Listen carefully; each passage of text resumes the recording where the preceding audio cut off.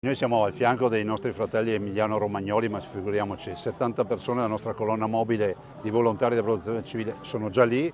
Per quanto riguarda le polemiche, direi che non è proprio il caso di farle queste polemiche. Protezione civile alpini del Veneto al lavoro nella Romagna devastata dal maltempo, ma stoppa le polemiche. Il presidente del Veneto Luca Zaia interviene prendendo le distanze dalla bufera politica che nelle ultime ore ha contrapposto maggioranza e opposizione, governo e regione sulla ripartizione e l'utilizzo delle risorse contro il dissesto idrogeologico dopo l'alluvione di maggio dell'anno scorso. Una guerra preelettorale dopo l'elezione di Bonaccini all'Europarlamento in Emilia-Romagna si voterà a metà novembre, nella quale il governatore Zaia non vuole proprio entrare, consapevole che, nonostante tutto, quanto sta accadendo in Romagna potrebbe succedere anche qui. Glielo dico per esperienza, realizzati 23 bacini di laminazione, oltre 2500 opere, però so con certezza che se piove sul posto sbagliato comunque anche noi rischiamo di avere problemi, quindi eviterei le polemiche. Dopodiché a cose chiuse poi si possono fare molte considerazioni, però è giusto in questo momento pancia a terra e lavorare tutti assieme.